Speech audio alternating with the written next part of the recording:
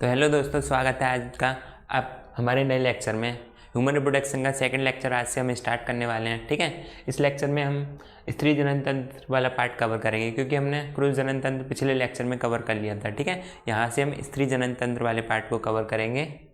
देखिए, सबसे पहला जो टॉपिक है हमारा स्त्री जनन तंत्र के अंदर, वो आता है हमारा स्त्री जनन अंग। ठीक है, इसके बारे में पढ़ेंगे हम। स्त्री जनन अंग, फीमेल रिप्रोडक्टिव ऑर्गन्स। ठीक है, स्त्री जनन अंग के बारे में पढ़ेंगे। जो हमारा स्त्री में प्राथमिक लिंग अंग क्या होता है, जैसे हमने पुरुष में बताया था प्राथमिक लिंग अंग क्या होता है। टेस्टिस होते हैं, जो हमारे टेस्टिस होते हैं वो हमारे प्राइमरी सेक्सुअल ऑर्गन्स होते हैं। ठीक है, जो वृषण होते हैं, इसमें क्या होगा,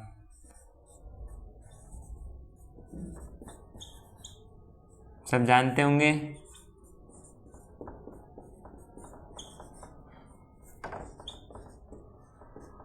स्त्री में हमारे प्राइमरी रिप्रोडक्टिव ऑर्गन्स होते हैं, वो हमारे अंडाशय होते हैं। ठीक है, क्या होते हैं,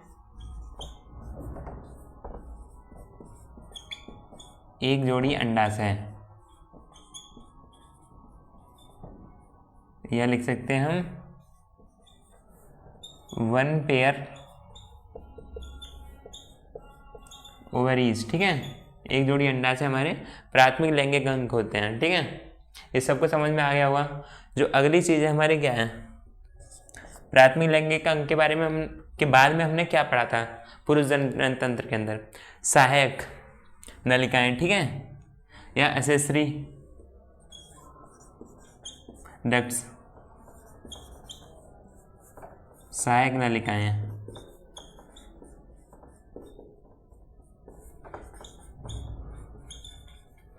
accessory ducts of female reproductive organs कौन कौन सी आती हैं। एक्सेसरी डक्ट्स की बात कर लें तो हम सबसे पहले एक्सेसरी डक्ट्स के बारे में बात करेंगे, तो हमारी क्या आएगी, योनि आएगी। ठीक है,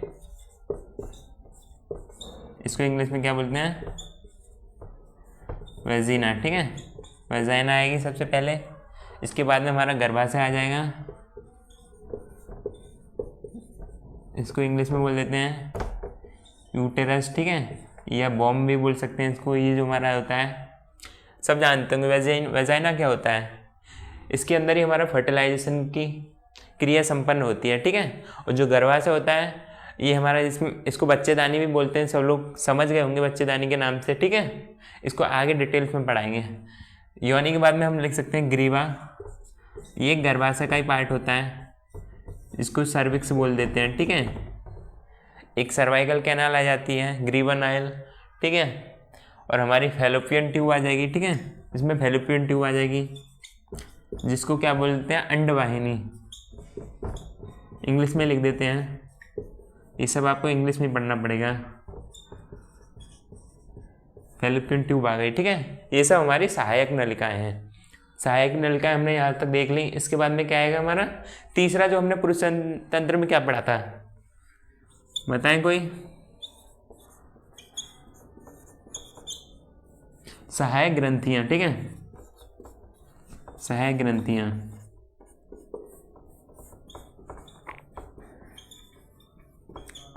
एक्सेसरी ग्लैंड्स। ठीक है, एक्सेसरी ग्लैंड्स में क्या क्या आ जाती हैं हमारी, हमने जब पुरुष में पढ़ाया था क्या होता है, seminal vesicles, bulbo urethral glands. ठीक है, और एक और थी प्रोस्टेट, ऐसी इसी में होते हैं। ये सहायक नलिका का काम क्या होता है, जो हमारे सेक्सुअल हार्मोन जो होते हैं, हमारा ऐसे फ्लूइड स्रावित होता है। जब हमारी सेक्सुअल इच्छा होती है, तब उस टाइम जो हमारे रिप्रोडक्टिव ऑर्गन्स होते हैं, उनसे कुछ फ्लूइड स्रावित होता है, चिपचिपाहट फ्लूइड, जो हमारे शुक्राणु के लिए एक पथ पैदा करते हैं, मतलब एक मार्ग देते हैं उनको। ठीक है, कुछ द्रव्य स्रावित करते हैं। ठीक है, जैसे उसमें बताया था मैंने, फ्रक्टोज स्रावित करता है, या फिर हमारा कैल्शियम स्रावित करता है। उसी प्रकार से इसमें भी होता है, एक्सेसरी ग्लैंड्स होती हैं जो कुछ फ्लूइड स्रावित करती हैं या कुछ द्रव्य स्रावित करती हैं। ठीक है, तो हम स्त्रियों में बात कर लें, सहायक नलिका कौन कौन सी आती हैं स्त्रियों में। सबसे पहले बात करते हैं हम, एक आती है बर्थोलिन ग्लैंड्स। ठीक है,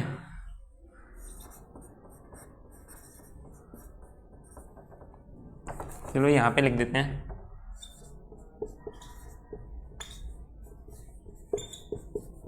बर्थोलिन ग्रंथि। जैसे मैंने आपको पुरुष में पढ़ाया था, पुरुष में क्या होता है, जो हम काउपर्स ग्लैंड या जो काउपर्स ग्लैंड होती है उसी की तरह इसमें स्त्रियों में बर्थोलिन ग्लैंड्स पाई जाती है। ठीक है, ये बर्थोलिन ग्लैंड क्या करती है, जब हमारी सेक्सुअल इच्छा होती है उस टाइम कुछ फ्लूइड जैसा स्रावित करते हैं। ये जो हमारे योनि द्वार के दोनों तरफ, वेजिना के दोनों तरफ फ्लूइड स्रावित होता है, जो चिपचिपाहट वाला फ्लूइड होता है, द्रव्य होता है, जो हमारी सेक्सुअल इच्छा होती है उसी टाइम स्रावित होता है। इसमें लिख देंगे ये पुरुष की जो हमारी बल्बो यूरेथ्रल ग्लैंड जो रहती है ना, उसी की होमोलोगस होती है, उसी की समजाती होती है। यहाँ पे लिख देते हैं होमोलोगस यानी समजाती है।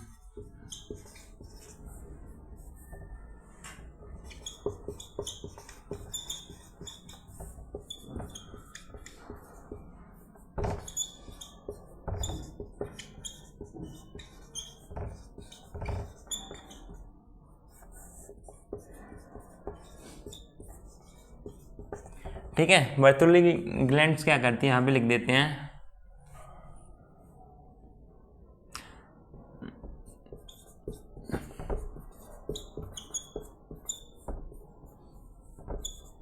चिपचिपाहट वाला द्रव्य स्रावित करती है।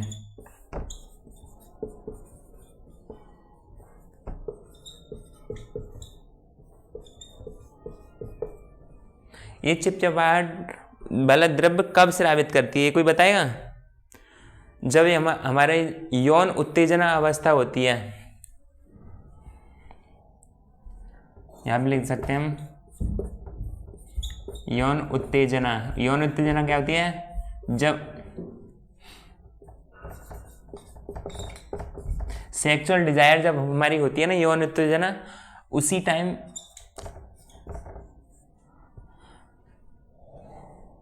योनि द्वार के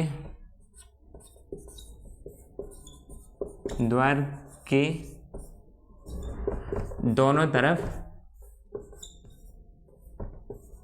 मटर के आकार की स्थित होती है। ठीक है, मटर के आकार की होती है। हमारे जो वेजिना के दोनों तरफ मटर के आकार की होती है ये। ठीक है, ये भी एक वन पेयर में होती है। जैसे मैंने बताया था काउपर्स जो ग्लैंड जो पुरुष में होती है वो भी एक जोड़ी होती है, ऐसे ये भी एक जोड़ी होती है। योनि द्वार के दोनों तरफ मटर के आकार की होती है। जब हमारी यौन उत्तेजना की अवस्था होती है उसी टाइम चिपचिपाहट वाला फ्लूइड स्रावित करती है, चिपचिपाहट वाला द्रव्य स्रावित करती है, जो हमारी यौन क्रिया को, मैथुन क्रिया को सफल बनाने का बहुत बड़ा योगदान देती है। ठीक है, इसके बाद में बर्थोलिन ग्लैंड्स के बारे में एक ग्रंथि और हमारी आती है सहायक ग्रंथियों में, जिसको बोलते हैं, देखिए नंबर 1 पे ये हो गई, नंबर 2 पे ये आई हमारी, ये भी लिख दें आप कंफ्यूज ना हो जाए, पैरा यूरेथ्रल ग्रंथि। पैरा यूरेथ्रल ग्रंथि क्या होती है? जैसे मैंने आपको पुरुष में एक ग्रंथि बताया था प्रोस्टेट। प्रोस्टेट क्या होता है, हमारा सिंगल ग्लैंड होता है, जो हमारा यूरेथ्रा होता है उसके पास में स्थित होता है, तो एक फ्लूइड जैसा स्रावित करता है वो। ठीक है, यौन उत्तेजना की अवस्था में भी एक फ्लूइड जैसा द्रव्य स्रावित करता है, जो हमारा मूत्र मार्ग और शुक्राणुओं के लिए एक मार्ग पैदा करता है। ठीक है, एक मार्ग प्रदान करता है, सुगम बनाता है उसके मार्ग को। इसी प्रकार इसमें होता है, यहाँ पे लिख देते हैं हम पृष्ठ की प्रोस्टेट ग्रंथि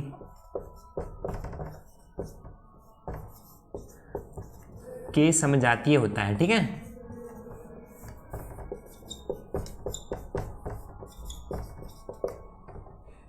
यहां पे लिख देते हैं हम यूरेथ्रा या मूत्र मार्ग। ठीक है, नाम से क्लियर हुआ, पैरा यूरेथ्रल यानी यूरेथ्रा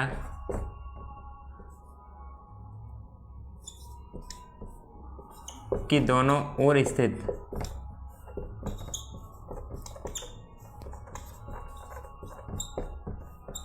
होता है।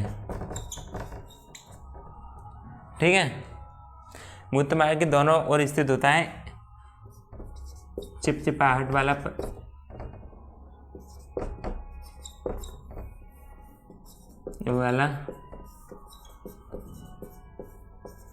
द्रव्य स्रावित करता है। द्रव्य कब स्रावित करता है? यौन उत्तेजना की अवस्था में, सेक्सुअल डिजायर की अवस्था में हमारा एक द्रव्य चिपचिपाहट वाला द्रव्य स्रावित करता है। यहाँ तक सब टॉपिक क्लियर हो गया होगा। मैंने बताया था आपको प्राथमिक लैंगिक अंग क्या होता है, हमारा स्त्री में होता है अंडाशय, ठीक है, एक जोड़ी अंडाशय प्रेजेंट होते हैं। सहायक नलिकाओं में क्या होता है, एक्सेसरी डक्ट्स में मैंने आपको बताया था, एक्सेसरी डक्ट्स में हमारी फैलोपियन ट्यूब आ जाती है, यूटेरस आ जाता है, ठीक है, वेजाइना आ जाती है, सर्विक्स आ जाती है, ग्रीवा बोल सकते हैं। और जो मैंने बताया था एक्सेसरी ग्लैंड्स क्या होते हैं, हमारे एक्सेसरी ग्लैंड में 2 ग्लैंड आ जाती हैं। एक हमारे पुरुष की काउपर ग्लैंड के होमोलोगस होती है जिसको बोलते हैं हम बर्थोलिन ग्लैंड्स, और नंबर 2 पे आ जाती है हमारी पैरायूरेथ्रल ग्लैंड्स जो पुरुष की प्रोस्टेट के समान होती है, ठीक है। यहाँ तक वाला पार्ट आपको सबका क्लियर हो गया होगा। अगले पार्ट की बात करते हैं। देखिए नंबर 4 पे क्या आएगा, ये हमारे स्त्री जनन अंग में मेमरी ग्लैंड्स, ठीक है, स्तन ग्रंथि, स्तन ग्रंथियाँ, क्योंकि ये एक पेयर में होती हैं। मेमरी ग्लैंड्स, मेमरी ग्लैंड्स का क्या काम होता है? ये जो मेमरी ग्लैंड्स होती हैं वो हमारी फीमेल रिप्रोडक्टिव पार्ट में हमारा संरचनात्मक और क्रियात्मक रूप से संयोजित होती हैं, स्ट्रक्चरल और फंक्शनल रूप से संयोजित होती हैं, ठीक है। यहाँ पे लिख देते हैं हम संरचनात्मक और क्रियात्मक रूप से संयोजित होती हैं।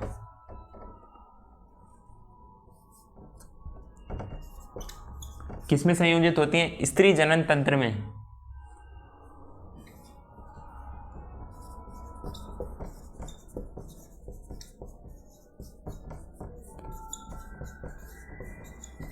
ठीक है, स्त्री जनन इनका क्या काम है? मेमरी ग्लैंड्स का काम होता है जो नवजात शिशु जो होता है, न्यूली बॉर्न बेबी, उसको मिल्क पिलाने का काम करती हैं। इनसे दुग्ध स्रावित होता है, वो एक हार्मोनल चेंज होता है जब हमारा आफ्टर पार्चुरेशन, ठीक है, ऑक्सीटोसिन निकलता है जो हमारा मिल्क इजेक्शन हार्मोन है, उससे हमारा स्तन ग्रंथियों में मिल्क का इजेक्शन होता है और हमारा मिल्क फॉर्मेशन होता है, ठीक है, जो शिशुओं को पिलाने का काम होता है इन स्तन ग्रंथियों का। ये एक हार्मोनल रोल है इसका, ऐसे नहीं होता है, ठीक है, आफ्टर पार्चुरेशन के बाद आता है। इनका जो है मेन रोल होता है, ये सेकेंडरी सेक्सुअल कैरेक्टर जब हमारे विकसित होते हैं, द्वितीयक लैंगिक लक्षण, उस टाइम इनका आकार बढ़ जाता है, ठीक है। जब स्त्री में जब परिपक्वता के लक्षण देखते हैं तो ये एक मेन लक्षण आता है हमारा द्वितीयक लैंगिक लक्षण, लिख सकते हैं हम। द्वितीयक लैंगिक लक्षण प्रदर्शित करने का एक महत्वपूर्ण योगदान है इसका स्तन ग्रंथियों का, ठीक है। स्ट्रक्चरल एंड फंक्शनल रूप से हमारा फीमेल रिप्रोडक्टिव सिस्टम में हमारा संयोजित होता है। क्या होता है? Mammary glands. जो अगला जो टॉपिक है हमारा एक्सटर्नल जेनिटेरिया के बारे में बात करते हैं। जैसे हमने पुरुष में बताया था एक्सटर्नल जेनिटेरिया क्या होता है, शिश्न जैसे होता है, ऐसे इसमें भी होते हैं, ठीक है, उनके बारे में बात करते हैं। हाँ, तो देखिए जो हमारा 5वां जो स्त्री जनन अंग है उसमें आ जाता है हमारा बाह्य जननेंद्रियां, ठीक है, इसको इंग्लिश में बोल देते हैं हम एक्सटर्नल जेनिटेलिया, ठीक है। एक्सटर्नल जेनिटेलिया जो है हमारा, इसके अंदर कई ऑर्गन आ जाते हैं, ठीक है, सब मेजर ऑर्गन है, सबको याद रखिए। इसके अंदर जो पहला ऑर्गन की बात करेंगे हम प्यूबिक सिम्फाइसिस, ठीक है। प्यूबिक सिम्फाइसिस का क्या काम होता है? एक हमारा मांसल ऊतकों की बनी एक गद्दी समान होती है, ठीक है, और इस पर एकदम जघन बालों से ढकी रहती है। तो इसका जो इसके बाद जो हमारी अगली आती है उसको वो होती है लेविया मेजोरा। लेविया मेजोरा क्या होती है? जघन सेल जो हमारी होती है उसके नीचे स्थित होती है, ठीक है। पहले हम एक एक करके समझ लेते हैं, ठीक है। जघन सेल,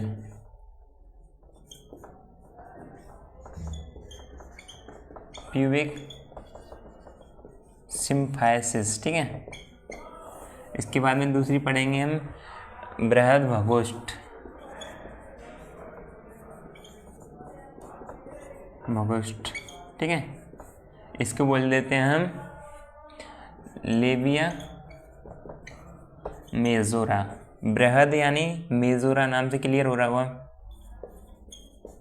एक तीसरी आ जाएगी लघु भगोष्ठ, ठीक है।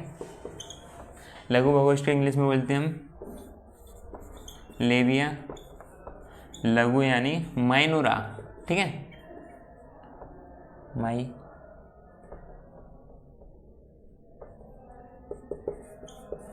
ठीक है। जो चौथा हमारा आ जाता है भगसेफ, सेफ, ठीक है, क्लाइटोरिस बोलते हैं। पांचवा आ जाता है योनि छद, ठीक है, इसको हम हाइमन बोल देते हैं। ये हमारे 5 एक्सटर्नल जेनिटेलिया हैं, इनके बारे में यही हम डिटेल से कवर करेंगे, ठीक है। एनसीईआरटी में आगे दे रखा है, लेकिन हम इसी टॉपिक में इसको कवर कर लेंगे, ठीक है। एक मेरा पढ़ाने का एक अलग अंदाज है, ठीक है। ऐसा नहीं है हम कि एनसीईआरटी के लाइन 1 एक तरफ से क्लियर करते चलें। जो टॉपिक जहाँ आता है वहाँ समझने के पहले क्लियर करेंगे, उसके बाद में अगर समय बचता है तो वहाँ भी बता दिया जाएगा आपको, ठीक है, जो करंट टॉपिक चलेगा उसके साथ में। तो देखिए, सबसे हम पहले बात करते हैं जघन सेल। जैसा कि मैंने अभी बता दिया है, जघन सेल जो हमारा प्यूबिक सिम्फाइसिस होता है, एक मतलब ऊतकों की बनी हुई मासल फोल्ड होती है, ठीक है, जो जघन बालों से ढकी हुई रहती है।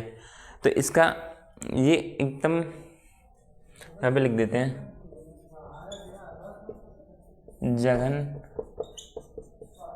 बालों से ढकी रहती है,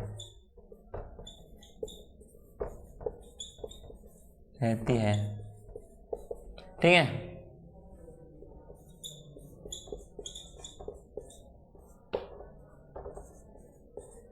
ऊतकों से बनी हुई एक मासल फोल्ड जैसी होती है, ठीक है, जो हमारी जघन बालों से ढकी रहती है।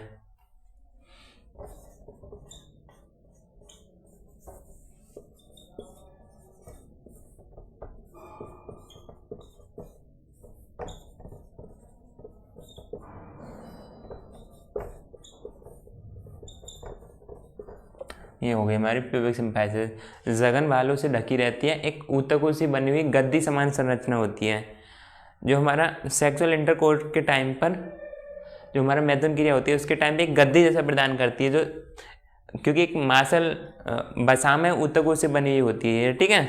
तो एकदम मासल जैसा हमें गद्दी समान प्रदान करती है, बसाम ऊतकों से लिख सकते हैं हम यहाँ पे, ठीक है। यहाँ तक क्लियर होगा। बृहदभगोष्ठ की बात करते हैं, ठीक है। बृहदभगोष्ठ क्या होता है, ये हम लिख सकते हैं। अभी मैं आपको डायग्राम में समझाऊंगा, ठीक है, ये सब चीज़ें अभी पढ़ लीजिए। जघन सेल, जघन सेल जो होती है हमारी, बृहदभगोष्ठ की बात कर रहे थे, तो बृहदभगोष्ठ होती है हमारी जघन सेल के नीचे स्थित होती है, ठीक है। यहाँ पे लिख सकते हैं बृहदभगोष्ठ जघन सेल के नीचे स्थित होती है, नीचे स्थित होती है। और ये हमारी यूरेथ्रा के दोनों तरफ एक मासल फोल्ड ऊतकों का जैसा बन जाता है, ठीक है। यहाँ पे लिख सकते हैं योनिद्वार के दोनों तरफ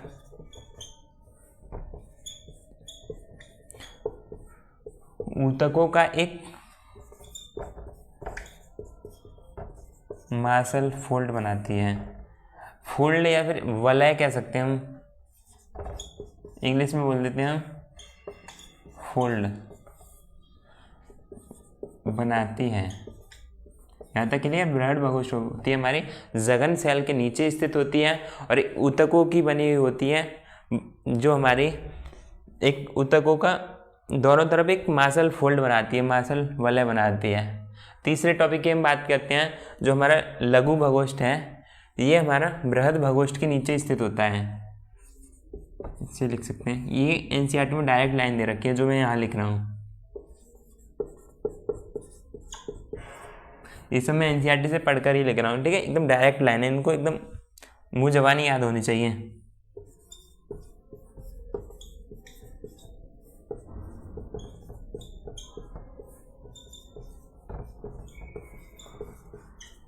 बृहद भगोष्ठ जो हमारा होता है बड़े वसा में ऊतकों का बड़ा फोल्ड होता है, ये है ना।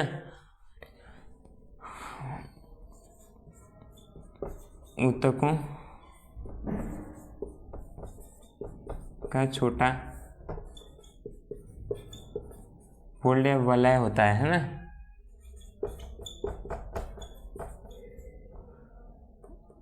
यहाँ पे बड़ा लिख सकते हैं थोड़ा, क्योंकि कंफ्यूज ना हो।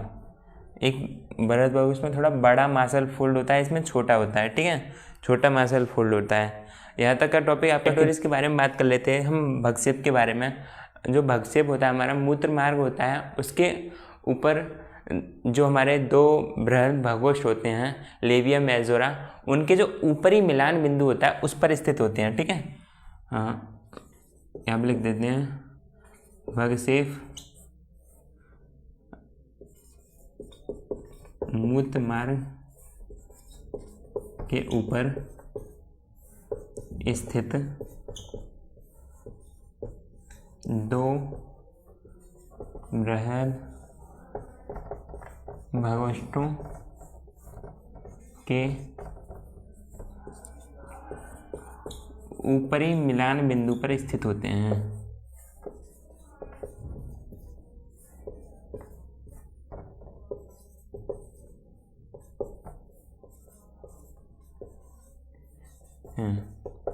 क्या होती है? क्लाइटोरिस, ठीक है। ये उंगली समान संरचना होती है,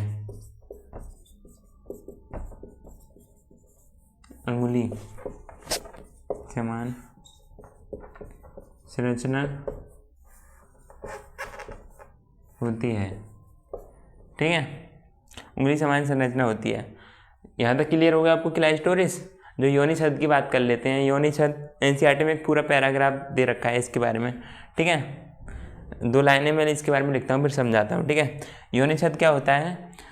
योनि छद एक योनि को पार्शियल रूप से, आंशिक रूप से कवर करती है एक झिल्ली, ठीक है। यहाँ पे लिख देते हैं एक पतली झिल्ली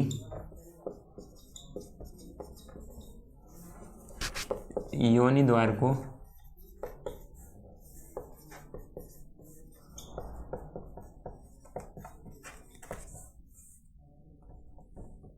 आंशिक रूप से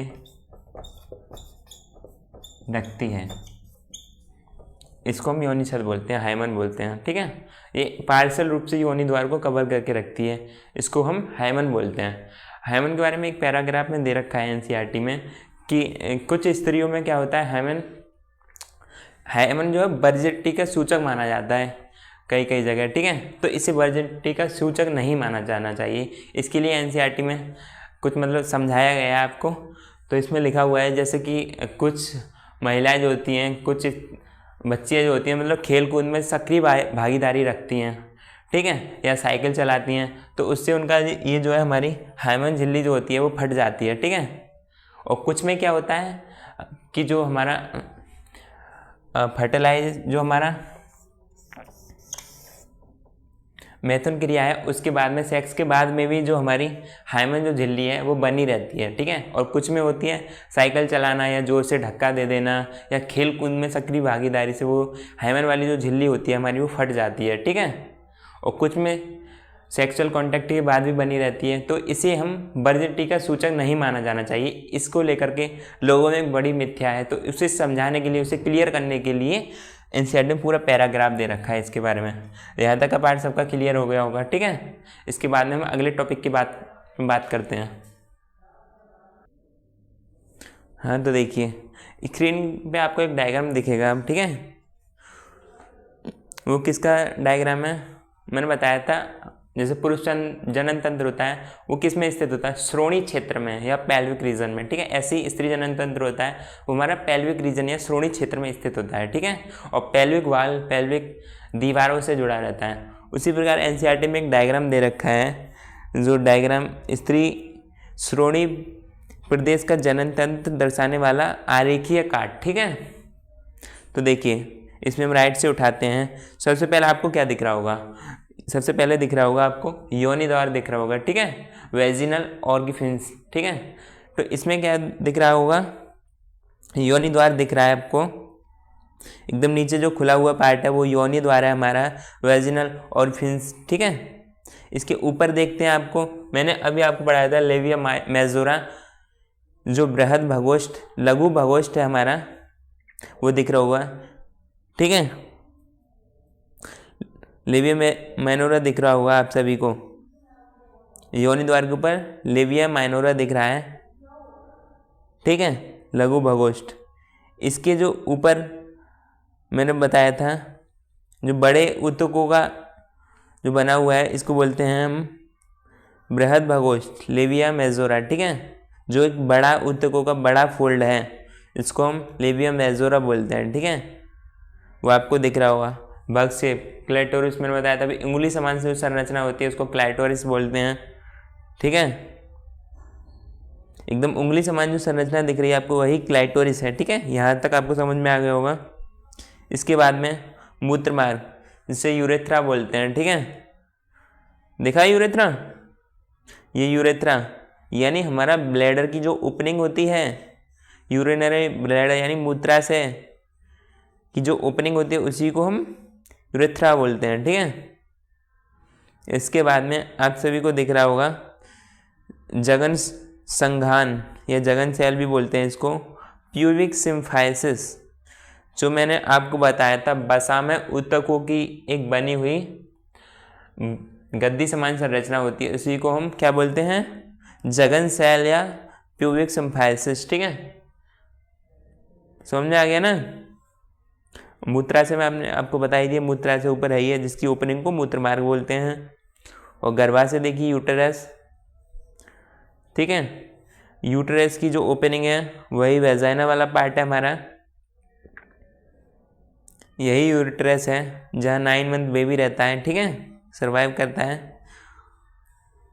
और देखिए यूटेरस का जो आगे वाला पार्ट है गर्भाशय ग्रीवा, इसको सर्विक्स भी बोल सकते हैं हम, ठीक है। गर्भाशय ग्रीवा जैसे सर्वाइकल कैनाल जो होती है हमारी।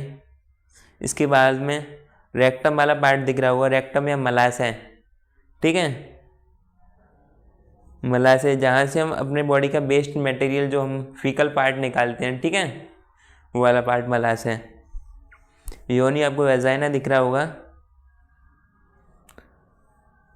जो हमारे यूटेरस का आगे वाला पार्ट है जो ओपनिंग है वो वेजाइना वाला पार्ट। आपको एनएस दिख रहा है ना, जो हमारा रेक्टम की ओपनिंग है वही हमारी एनएस है यानी गूदा, ठीक है। यहाँ तक का पार्ट आपका सबका क्लियर हो गया होगा। इसके बाद में हम अगला टॉपिक स्टार्ट करते हैं, ठीक है। देखिए जो अगला टॉपिक है हमारा क्या है, मेमोरी ग्लैंड्स, ठीक है। अब लिख देते हैं हम स्तन ग्रंथि, बहुत ही इम्पोर्टेंट टॉपिक है हमारा, मेमोरी ग्लैंड्स, ठीक है। मेमोरी ग्लैंड्स क्या होता है हमारा, ये हमारा स्तनधारियों का लक्षण है, मेमल्स। आपको मैं क्लास पढ़ाऊंगा आगे चल करके, ठीक है। तो उसमें क्या होता है, ये मेमल्स का एक लक्षण है हमारा। मेमल्स जो धरती पर रहते थे, मेमल्स या स्तनधारी, उनका एक लक्षण था कि इनके जो होता है मेमोरी ग्लैंड्स पाई जाती हैं, जैसे हमारे स्त्रियों में पाई जाती हैं, वही मेमोरी ग्लैंड्स हम फीमेल में बात कर रहे हैं। अब लिख देते हैं हम, पहला पॉइंट लिख देते हैं, स्तनधारियों, क्या लिखते हैं, मैमल्स का लक्षण है, ठीक है, कि मैमल्स में मेल हो या फीमेल, दोनों में पाई जाती हैं ये। मेल में भी देखना होगा आपने मेमोरी ग्लैंड्स पाई जाती हैं और फीमेल में भी, लेकिन मेल में जो होता है अनडेवलप होती हैं ड्यू टू हार्मोनल इफेक्ट, और फीमेल में due to secondary sexual character, द्वितीयक लैंगिक लक्षण जब आते हैं तो विकसित हो जाती हैं, बचपन से विकसित नहीं होती हैं। ठीक है, इसमें क्या होता है, ये एक हमारी वसा में होती हैं। ठीक है, ये इन मतलब वसा का एक हिस्सा जैसे लटक जाता है। ठीक है, हम लिख सकते हैं ग्रंथिल ऊतक तथा वसा से युक्त होती हैं। कितनी होती हैं? 2 होती हैं। ठीक है, तो हम इनको एक जोड़ी बोल देते हैं। स्तन ग्रंथियाँ 2 होती हैं। ठीक है, जो हमारी स्तन का निर्माण करती हैं। ठीक है, अब आप यहाँ पर समझिए टॉपिक, देखिए ये डायग्राम में पहले से बना के लाए हूँ तो इसमें समझिए। सबसे पहले हम स्टार्ट करते हैं। ठीक है, ये क्या है, हमारी मेमोरी ग्लैंड्स हैं, स्तन ग्रंथि। ठीक है, इसमें स्टार्ट करते हैं हम सबसे पहले एल्बुलस। ठीक है, कूपिका। कूपिका में क्या होता है, इसमें हमारा दुग्ध का निर्माण होता है। ठीक है, दुग्ध का निर्माण होता है कूपिका में, और जो इसकी एक कूपिका की गुहा होती है उसमें हम दुग्ध को एकत्रित रहता है उसमें। ठीक है, दुग्ध का निर्माण होता है तथा कूपिका गुहा में दुग्ध एकत्रित रहता है। ठीक है, इसके बाद में क्या करते हैं, जैसे यहाँ से मिल्क फॉर्म हो गया, इसके बाद में जो मिल्क फॉर्मेशन हो जाएगा वो हमारा मेमोरी डक्ट्स में आएगा, स्तन नलिकाओं में आ जाएगा। ठीक है, कूपिकाओं से आगे चल करके मिल्क स्तन नलिकाओं में आ जाएगा। ठीक है, मेमोरी डक्ट्स में आ जाएगा। इसके बाद में कई सारी यहाँ पे कूपिकाएँ होंगी, अनेक, इधर भी कूपिका, इधर भी कूपिका, एल्वुलस। ठीक है, तो सबका कॉमन दुग्ध आ जाएगा हमारा, किस में आ जाएगा, पहले तो मेमोरी ग्लैंड में आएगा अपना अपना, फिर उसके बाद में हमारा ये कॉमन मतलब ये बृहद तुम्बिका जो है हमारी एम्पुला, इसमें आ जाएगा। कई सारी एल्वुलस कूपिकाओं का दूध इसमें आकर के एकत्रित हो जाएगा। ठीक है, जो हमारी बृहद एम्पुला है, बड़ी वाली जो एम्पुला हो जाती है, इसमें आ जाएगा। और हम इस पूरे पार्ट को पता है क्या बोलते हैं, मेमोरी लूप्स। ठीक है, स्तन पालिकाएं। इस पूरे पार्ट को, ये हमारी कितनी होती हैं, यहाँ पे लिख देते हैं, स्तन ग्रंथियां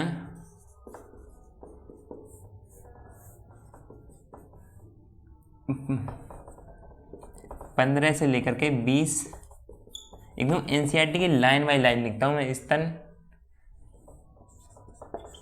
पालियों मेमोरी लूप्स में विभक्त रहता है। ठीक है, स्तन ग्रंथियाँ जो हमारी होती हैं, हम पूरे स्तन की बात कर लेते हैं, उसमें 15 से 20 ही हमारे मेमोरी लूप्स होते हैं। ठीक है, ये पूरा क्या होता है, जिसके अंदर तमाम एल्वुलस होते हैं, तमाम कूपिकाएँ होती हैं, उसको बोल देते हैं हम स्तनपाली। ठीक है, मेमोरी लूप्स कितने होते हैं, 15 से 20 होते हैं। ठीक है, बहुत ही कम होते हैं।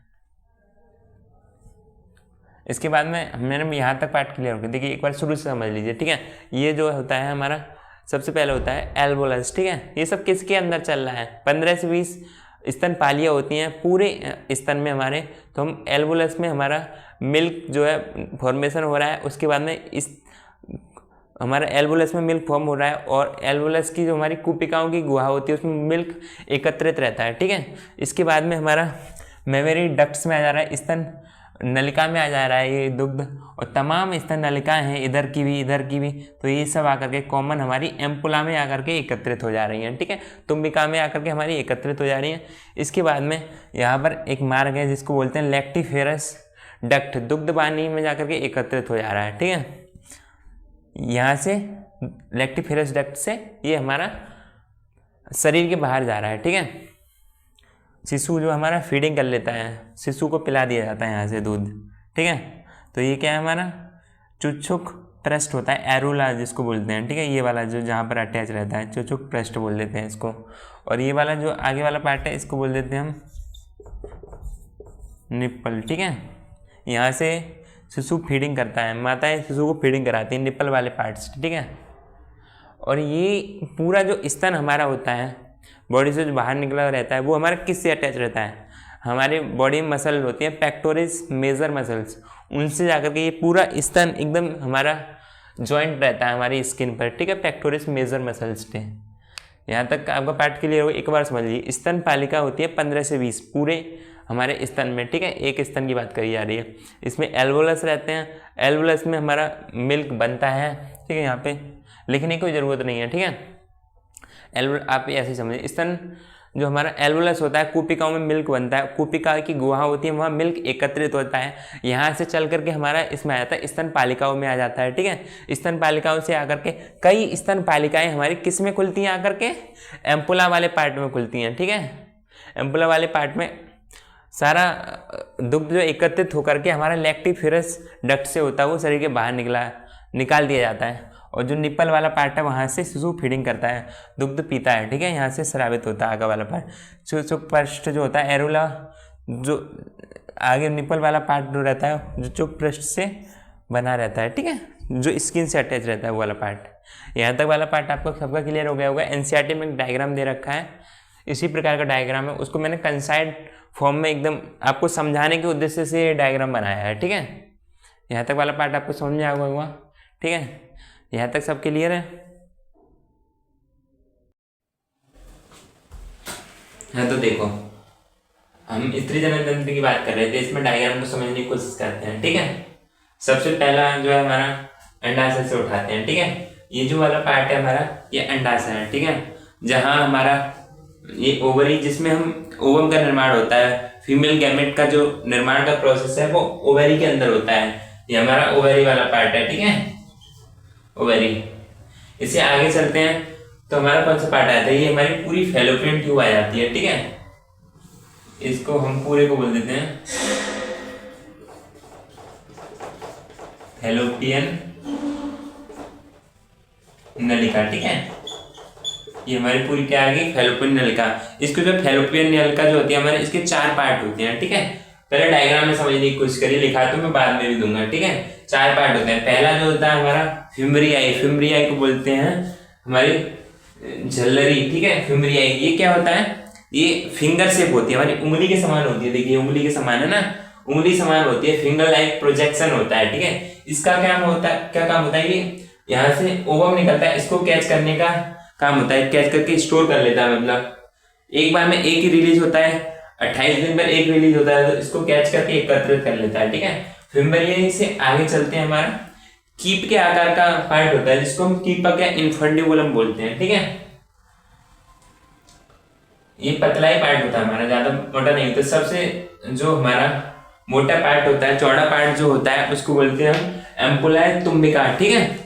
यहीं पर हमारा रिप्रोडक्शन या फर्टिलाइजेशन होता है, यहाँ से हमारा मेल गैमेट आता है और यहाँ से फीमेल ओवा आता है, दोनों फ्यूज कर ले जाते हैं और फर्टिलाइजेशन हो जाता है, ठीक है। क्या होता है, निषेचन हो जाता है तुम्बिका वाले एम्पुला वाले पार्ट में। जो अगला जो पार्ट है हमारा संकीर्ण पथ बोलते हैं जिसको स्तमस, ठीक है, जो हमारा पतला पार्ट होता है, ठीक है, नैरो पोर्शन होता है। ये संकीर्ण पथ वाला जो पार्ट है हमारा बहुत ही नैरो पोर्शन होता है। इसकी जो होते हैं बहुत ही थिन वॉल होती है, पतली वॉल होती है। और इसके आगे हम बात कर लें, ये पूरा क्या है हमारा गर्भाशय, यूट्रस, ठीक है।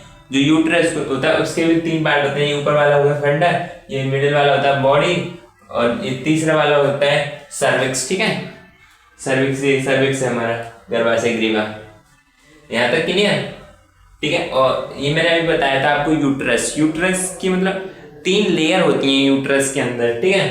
तो तीनों लेयर में सबसे जो अंदर की लेयर होती, सबसे बाहर से अंदर के बारे में बात करते हैं, ठीक है। जो बाहर वाली लेयर होती है उसको बोलते हैं हम पेरीमेट्रियम, ठीक है। जो मिडिल की रहती है उसको बोलते हैं मायोमेट्रियम, और जो सबसे अंदर की रहती है उसको बोलते हैं एंडोमेट्रियम। परिगर्भाशय जो सबसे बाहरी लेयर है, और जो अंदर वाली लेयर है, जो मिडिल वाली लेयर है उसको बोल देते हैं हम गर्भाशय अंतः स्तर, सॉरी जो मिडिल वाली लेयर है उसको बोल देते हैं गर्भाशय पेशी स्तर या मायोमेट्रियम, ठीक है। और जो सबसे अंदर की जो लेयर है एंडोमेट्रियम गर्भाशय अंतः स्तर, इसमें क्या होते हैं 28 दिन बाद जो साइक्लिक चेंज होते हैं मेंस्ट्रुअल साइकिल इसी वॉल में चेंज हो जाता है, यही वॉल टूट करके आ जाती है, ठीक है, मेंस्ट्रुअल फ्लो में, ठीक है। और जो हमारी मैंने अभी आपको एक लेयर और बताई थी जो मायोमेट्रियम होती है, जो बर्थ के टाइम जो कॉन्ट्रैक्शन होते हैं, जब बेबी की बर्थ होती है यूट्रस में बहुत ही भारी भारी कॉन्ट्रैक्शन होते हैं, वो इसी लेयर में होते हैं, मायोमेट्रियम वाली लेयर में, जो मिडिल लेयर होती है, ठीक है। यहां तक का पार्ट मैं समझता हूँ सबका क्लियर हो गया होगा। और देखिए ये अभी मैंने बता दी गर्भाशय ग्रीवा है, जो यूट्रस आगे चल करके गर्भाशय ग्रीवा बनाता है, यूट्रस का एक पार्ट होता है, इसको बोल देते हैं हम सर्वाइकल कैनाल या फिर एक नाम है इसका सर्विक्स, ठीक है, सर्विक्स बोल देते हैं इसको। सर्विक्स क्या होता है, हमारी बॉडी का मतलब सबसे पावरफुल स्पिक्टर होता है। स्पिक्टर मीन समझते हैं वॉल्व, इससे मतलब वॉल्व कहाँ कहाँ होते हैं आप जानते ही हैं, यूरिन करते हैं वहां भी 2 वॉल्व प्रेजेंट होते हैं जो हमारे अनुसार काम करते हैं, ठीक है। वॉल्व जो मतलब यूरिन को रोके रखते हैं, और रेक्टम में वॉल्व होता है, ठीक है, जहाँ से फीकल मैटर को बाहर निकालते हैं वहां भी वॉल्व होता है। कुछ वॉलेंट्री वॉल्व होते हैं, कुछ इनवॉलेंट्री जो हमारी इच्छा से काम करते हैं वॉल्व, वो वॉलेंट्री, जैसे यूरिन का वॉल्व हो गया, यूरिन में 2 वॉल्व होते हैं, एक होता है वॉलेंट्री एक होता है इनवॉलेंट्री, ऐसे ये होता है। पावरफुल स्पिक्टर होता है पूरी बॉडी का, इसमें लिख देते हैं पूरी, इससे पावरफुल कोई स्पिक्टर नहीं है, स्पिक्टर, ठीक है। और ये देखिए ये क्या है हमारी ग्रीवा नाल है, यूट्रस से आगे चल के ग्रीवा नाल बनाता है हमारा।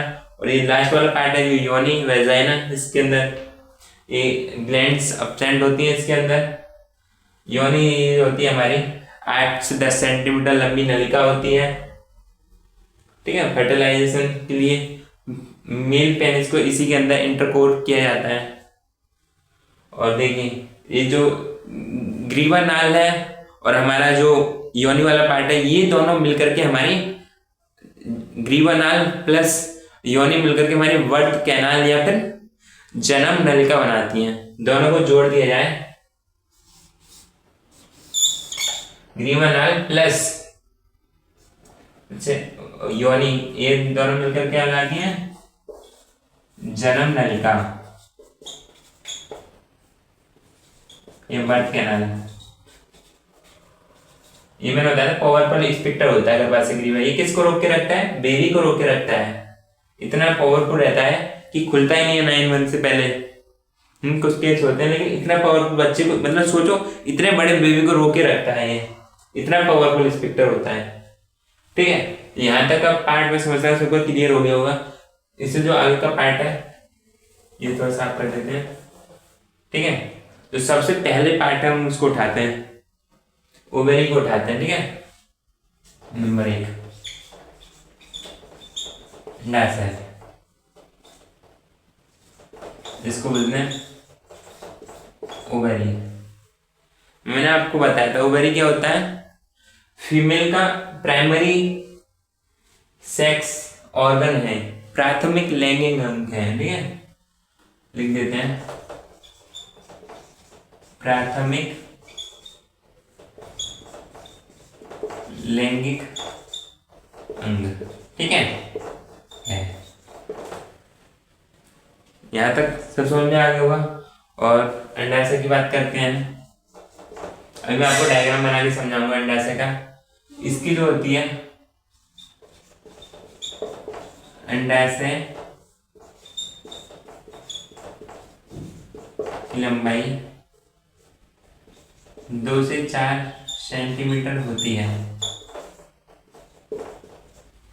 अंडाशय आपको बताया था एकदम गोल शेप का होता है, ठीक है, अंडे के शेप का। तो इसकी जो लंबाई होती है 2 से 4 सेंटीमीटर होती है।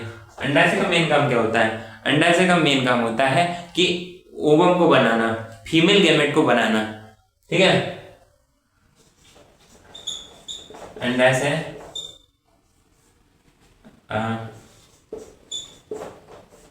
मादा युग्मक के साथ साथ कई स्टेरॉइड, समझते हैं स्टेरॉइड हार्मोन,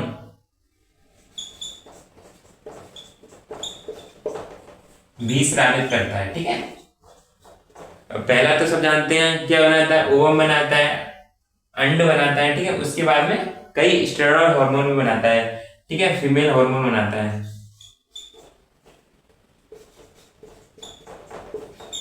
यहाँ तक वाला पार्ट आप सबका क्लियर हो गया होगा। ठीक है, इसके बारे में हम इसका थोड़ा डायग्राम बना लेते हैं। आ जाएगा, आ जाना चाहिए, वैसे इतना लंबा छोटा डायग्राम नहीं है। ये क्या है हमारा, चलिए पहले बना ही लेते हैं।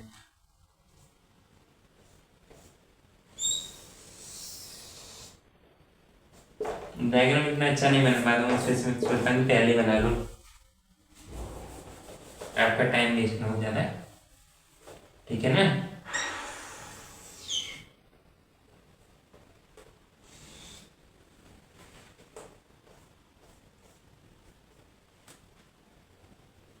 ये हमारा क्या है,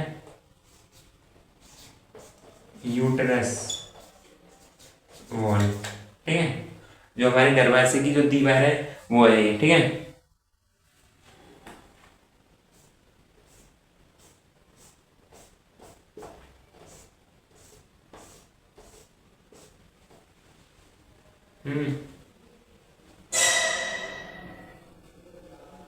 ये हमारी होगी पेल्विक वॉल, लिख दो। ठीक है, पेल्विक क्या होता है, जो हमारा श्रोणि क्षेत्र होता है उसकी दीवार। चलिए पेल्विक लिख देता हूँ, पेल्विक वॉल। और मैं आपको बताना ये चाहता हूँ यहाँ पे, ये डायग्राम बना करके, जो हमारा अंडाशय जो होता है, अंडाशय जो होता है हमारा यूटरस से अटैच रहता है। ठीक है, किससे, लिगामेंट से यूटरस से अटैच रहता है। ठीक है, ये होती है हमारी लिगामेंट। और ऐसे ही पेल्विक वॉल से भी अटैच रहता है, ये भी लिगामेंट से अटैच रहता है, ये भी लिगामेंट है। कुछ लिगामेंट रहती हैं सस्पेंसरी लिगामेंट्स और ओवेरियन लिगामेंट्स, उनसे जो है अटैच रहता है। और ओवरी के ऊपर ये कवरिंग होती है। ठीक है, जर्मिनल एपिथेलियम की, ये किसकी कवरिंग है, एपिथेलियम।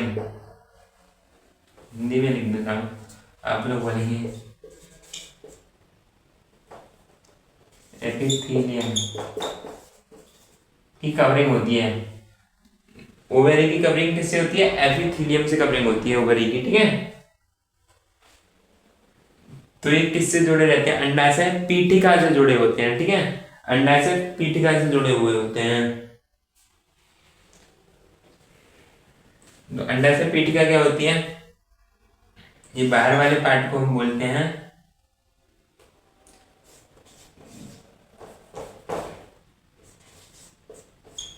कोर्टेक्स, अंदर वाली पार्ट को बोलते हैं मेड्यूला। ये दोनों मिलकर क्या बनाते हैं, अंडाशय पीठिका।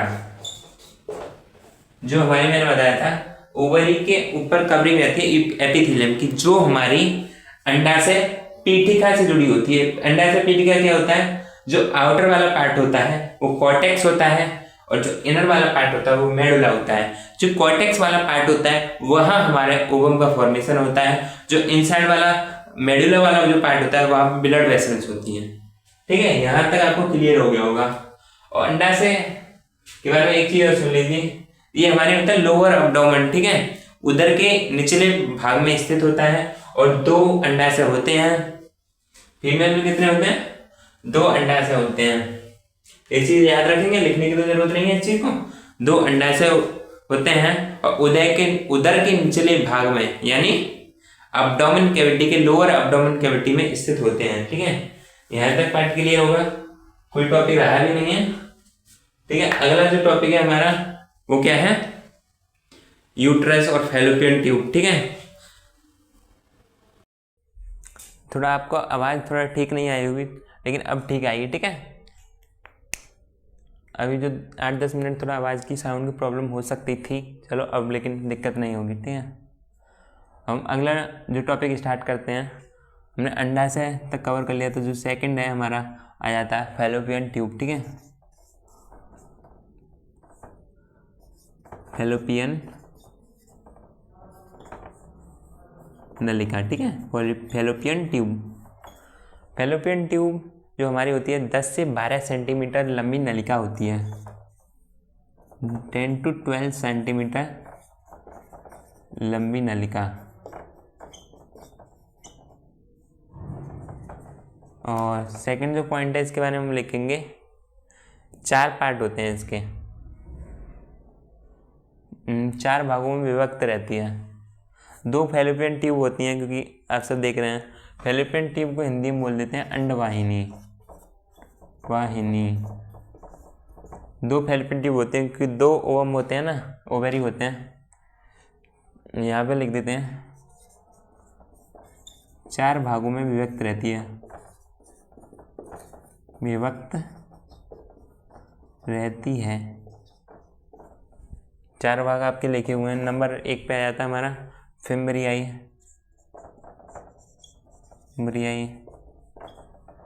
नंबर 2 पे आ जाता है आपका इनफंडिबुलम, सी आ जाता है एम्पुला, अच्छा डी पे आ जाता है हमारा स्थमस या संकीर्ण पस, ठीक है। इसके बारे में आप लिखिए, मैं बोलता हूँ, ठीक है। वैसे इतना कोई भी इश्यू नहीं है, लिखने की ज़रूरत नहीं है, एक बार आपको समझा देता हूँ, ठीक है। फिम्ब्रियाई क्या होता है हमारा, ये यहीं से हमारा फैलोपियन ट्यूब स्टार्ट होती है, ठीक है, ओवरी से अटैच रहता है, ठीक है। इसमें क्या, इसका क्या काम होता है फिम्ब्रियाई का, झल्लरी का काम होता है कि ओवम को कैच करने का काम करता है और ओवम को एकत्रित करता है।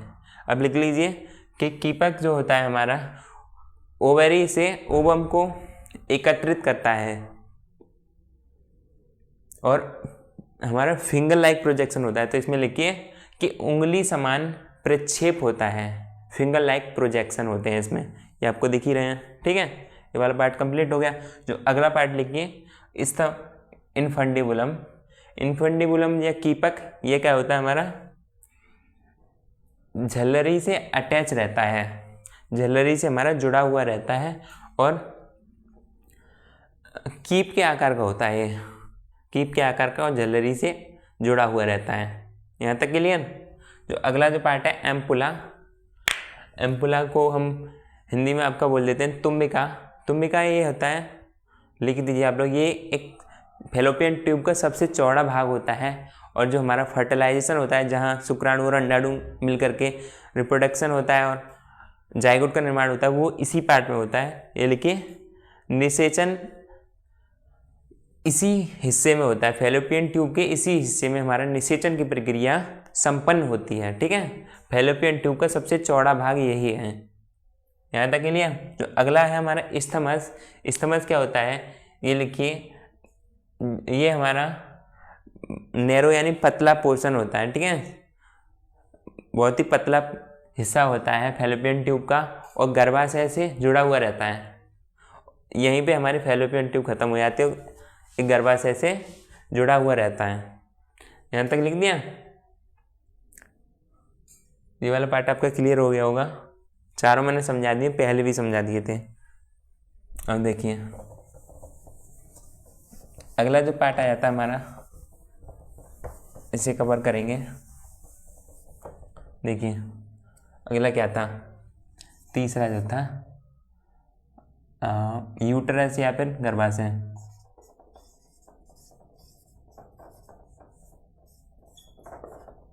यूट्रस, यूट्रस भी बोल देते हैं इसको, बच्चेदानी भी बोल देते हैं, इंग्लिश में वॉर्म भी बोल देते हैं, हिस्ट्रा भी बोल देते हैं, ठीक है। यहाँ तक क्लियर। अभी मैंने आपको बता दी फैलोपियन ट्यूब 10 से 12 सेंटीमीटर लंबी नलिका होती है। और जो गर्भाशय ये होता है हमारा, ये पता है श्रोणी क्षेत्र जो होता है, श्रोणी वॉल उससे अटैच रहता है हमारा, पेल्विक वॉल से, श्रोणी क्षेत्र या पेल्विक वॉल से लिगामेंट, लिगामेंट तो सब जानते हैं, बोन लिगामेंट से जुड़ा रहता है। 3 पार्ट बताए थे मैंने आपको, लेकिन उन्हें याद करने की जरूरत नहीं। फंडा सुपर वाला, ये मिडल वाला बॉडी, और तीसरा वाला सर्विक्स होता है, सर्विक्स। ठीक है, यहाँ तक क्लियर।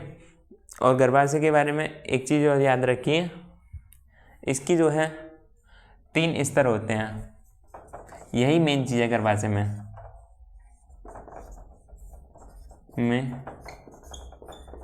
3 स्तर होते हैं। ठीक है, जो पहला जो स्तर रहता है गर्भाशय में आपका पेरीमेट्रियम हो जाता है, जो सबसे आउटर लेयर है। ठीक है, पेरीमेट्रियम।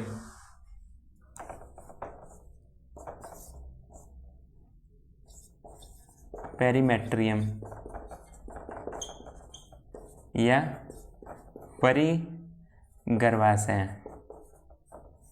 ठीक है, पेरीमेट्रियम या परिगर्भाशय।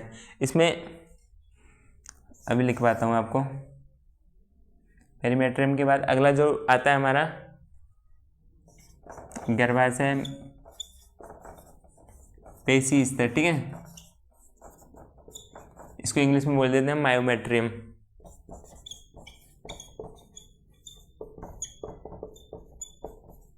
और जो तीसरा आ जाता है हमारा, क्या आता है, एंडोमेट्रियम। ठीक है, अंतः स्तर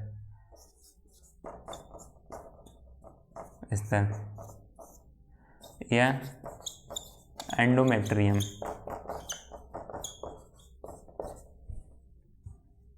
देखिए, सबसे पहले हम बात करते हैं किसके बारे में, पेरीमेट्रियम के बारे में। इसमें आप लिख सकते हैं, लिखिए कि गर्भाशय की पतली एवं झिल्लीमय स्तर है, पतली एवं झिल्लीमय स्तर है। ठीक है, यहाँ तक क्लियर। जो अगला लिखिए गर्भाशय पेशी स्तर, इसमें एक लाइन और लिख दीजिए, सबसे बाहरी स्तर है गर्भाशय की। ठीक है, अगला लिखिए ये वाला गर्भाशय पेशी स्तर है मायोमेट्रियम। मायोमेट्रियम में लिखिए ये गर्भाशय की मोटी और चिकनी स्तर है, जो हमारी स्मूथ पेशियों से मिलकर बनी होती है, मोटी और चिकनी पेशियों से मिलकर बनी होती है गर्भाशय पेशी स्तर। ठीक है, और ये गर्भाशय की मध्य लेयर है, तो मध्य लेयर है तो मोटी लेयर होगी ऑब्वियसली। और देखिए एक लाइन एक पॉइंट बना के और लिख दीजिए, एनसीईआरटी में जो दे रखा है, जन्म के समय कॉन्ट्रैक्शन जो हमारे होते हैं, संकुचन, कॉन्ट्रैक्शन इसी स्तर में होते हैं।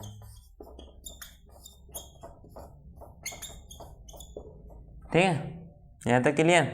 जो तीसरे की बात करते हैं, गर्भाशय अंतः स्तर। ठीक है, अंतः स्तर में क्या होता है हमारा, एक लाइन लिखिए इसमें, यहाँ पे नहीं लिखा हूँ। गर्भाशय अंतः स्तर ये जो होता है हमारा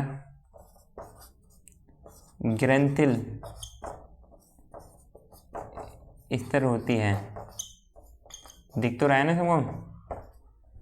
और अगला लिखिए जो हमारे मेंस्ट्रुअल साइकिल जो होता है, ठीक है, आर्तव चक्र, उसके दौरान जो गर्भाशय की अंतर लेयर एंडोमेट्रियम वो टूट टूट के बाहर निकलती है, 28 दिन पर होता है ये। ठीक है, तो वो इसी लेयर में चेंजेस होते हैं। देखिए मासिक चक्र के दौरान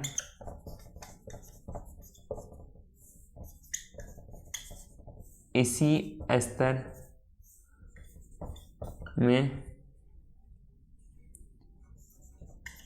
परिवर्तन